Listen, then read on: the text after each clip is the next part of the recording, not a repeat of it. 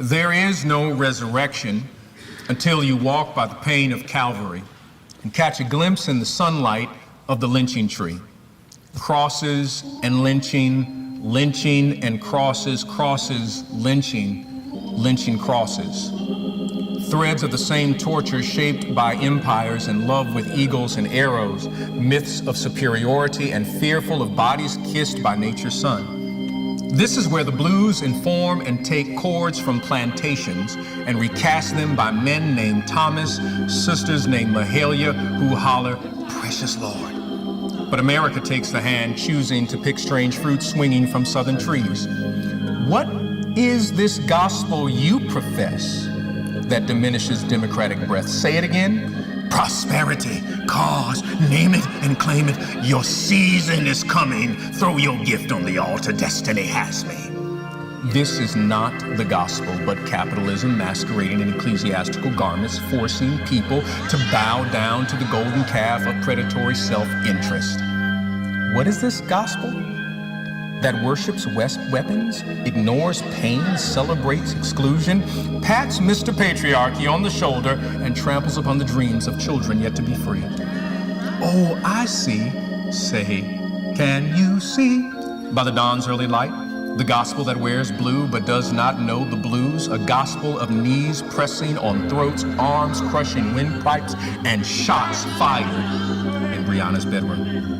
Reverend George Floyd preached against this heresy 22 times with his only sermon, "I Can't Breathe," taken from the book of Black Lives, chapter 16-19.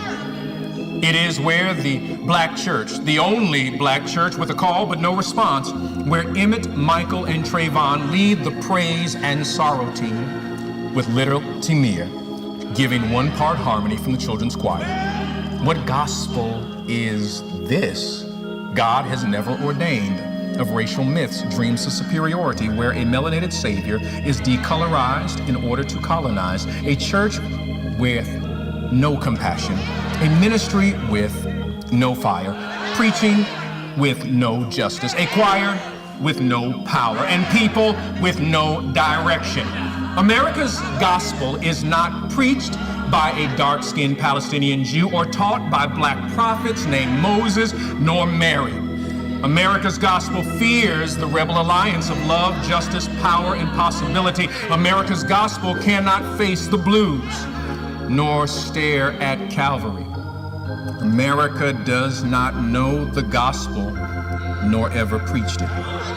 This gospel I speak of, the gospel, the one I talk about, this gospel of true power, the real gospel that allows Harriet to run, gave Sojourner her truth, the gospel that allowed Frederick to speak and Nat to fight, the gospel that made Ida well and Martin a king, this gospel made from the chords of the blues and sorrows of blues people.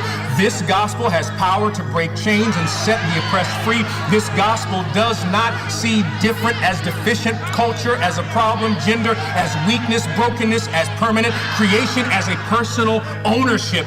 This gospel, this blue note gospel, will face tragedy and will not fall into despair.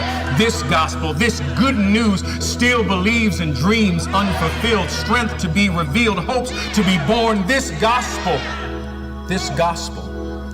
I walk by the one, is walked and taught by one, a colonized brother who taught by a sea in Galilee, shared a message long, long before I was born. A gospel that is not American, but America must come to face. A gospel America has never preached, but must one day face.